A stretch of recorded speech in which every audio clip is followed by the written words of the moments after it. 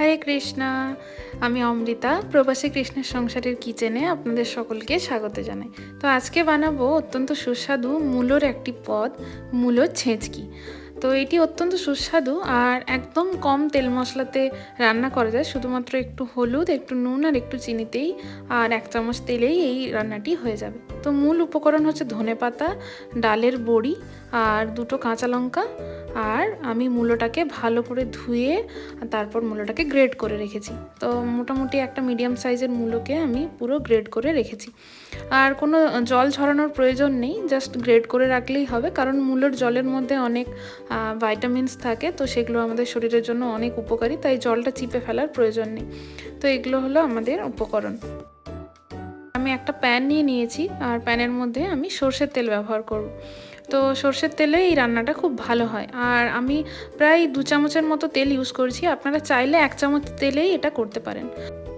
এখন আমি 1/2 চামচ 5 ফোড়ন আর 1/2 চামচ কালো জিরে ফোড়নে দিয়ে দিলাম। আর তারপরে একটুখানি বড়ি আমি সাইডে অল্প করে ভেজে নিচ্ছি, এই তেলটাতেই ভেজে নেবো। আর তারপর বড়িগুলো আমি আলাদা করে তুলে রাখবো।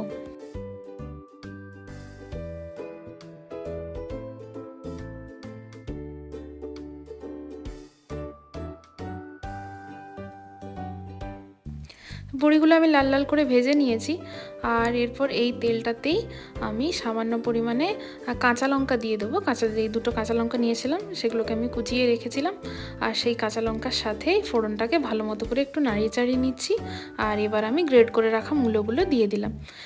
এই রান্নাটা করতে মাত্র 10 মিনিটের মতো সময় লাগে আর খুব সহজে চটজলদি হয়ে যায়। আর গরম ভাতে এটার স্বাদ অপূর্ব হয়।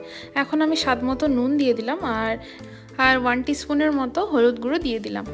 এই দুটোই হচ্ছে মেন মশলা, আর কোনো মশলা নেই এই রান্নাতে। আর একটু স্বাদ মতো চিনি আমি শেষে অ্যাড করব।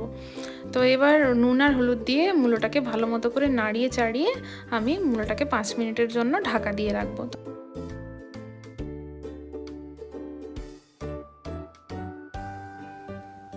5 মিনিট হয়ে গেছে, এবার মূলোটাও ভালো মতো সেদ্ধ হয়ে গেছে।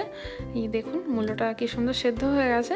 এবার আমি গ্যাসের ফ্লেমটাকে একটুখানি বাড়িয়ে দিলাম।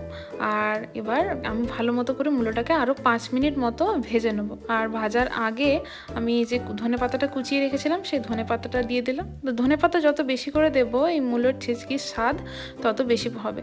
আর আমি যে বড়িগুলো ভেজে রেখেছিলাম সেটাকেও আমি হাতের সাহায্যে একটু গুঁড়িয়ে নিয়েছি, সেটা দিয়ে দিলাম। আর এখন স্বাদ মতো চিনি দিয়ে দিলাম। 1 চামচের মতো চিনি ব্যবহার করলেই হবে, আপনারা চাইলে একটু বেশি বা কম নিজেদের স্বাদ মতো ব্যবহার করতে পারেন। এবার আমি এই মূলোর ছেচকিটাকে ভালো মতো করে ভেজে নেব 5 মিনিট সময় ধরে। বাস, তাহলেই আমাদের তৈরি হয়ে যাবে অত্যন্ত সুস্বাদু এই মূলোর ছেচকি। তো মূলোর ছেচকি গরম ভাতে অপূর্ব সুন্দর লাগে। আর এর উপকারিতাও অনেক বেশি, কারণ আয়ুর্বেদা বলে যে রোজ আমাদের শরীরে 5 ধরনের ফাইবারের প্রয়োজন রয়েছে। তো এই 5 ধরনের ফাইবার আমাদের গাট হেলথকে খুব ভালো রাখে। তো আমি মূলত ছেচকি গরম ভাতের সাথে শুকনো তুলসী পত্রের দ্বারা ভগবানকে ভোগ নিবেদন করব। তো আপনারাও বানাতে পারেন এই মূলের ছেচকি। আর আমাকে কমেন্ট বক্সে অবশ্যই জানাবেন আপনাদের মূলের ছেচকি কেমন লাগলো। তো দেখা হচ্ছে নেক্সট ভিডিওতে। হরে কৃষ্ণা।